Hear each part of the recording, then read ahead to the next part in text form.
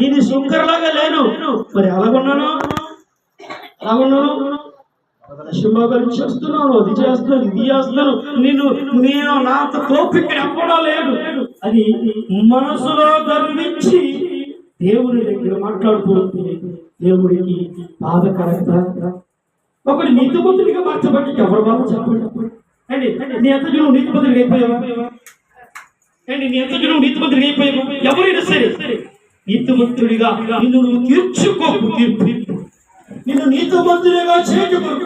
నీతిమంతుడికి యేసు లోకం విడిచి భూమి మీదకి వచ్చి నిన్ను నన్ను ధనవంతుడిగా చేయడం కోసం దరిద్రుడిగా భూమి మీద ఉపయోగించేసి ఆయన మన కోసము మరణించి అక్కడ తక్కువ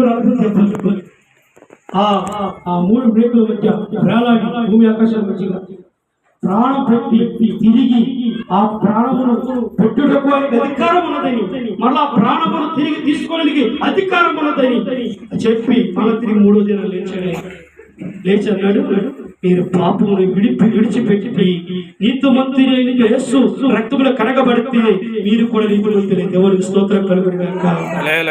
కాబట్టి మనం నీతిమంతులు అయిపోలేదండి. ఎవరు మనం నీతిమంతులు చేయడానికి ముందుకు రాలేదండి.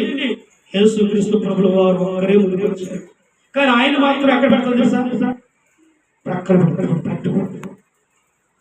కనుక ఒకసారి కిందకి చదవండి. అది 11-12 వారిలో 2 మార్లు ఉపవాసం చేయొచ్చు. ఏం చేస్తున్నారు? వారంలో 2 మార్లు ఉపవాసం చేయొచ్చు. నా సంపాదన సంఖ్యలో 10వ వంతు చెల్లించుచున్నానని తనలో తాను ప్రార్థించుచుండెను. అయితే సుంకరి పూర్వముగా నిలుచుండి ఆకాశం వైపు కనులెత్తుటకైనను ధైర్యము చాలక రొమ్ము కొట్టుకొనుచు ఆపినైన నన్ను కరుణించుమని అతని కంటే నీతిమంతుడిగా తీర్చబడి తన ఇంటికి వెళ్ళని మీతో మనతో చెప్తున్నా మాట. ఎవరు ఎన్నో ప్రాంతాల్లో ఎవరు ప్రాంతాలు ప్రభావితం చేయండి.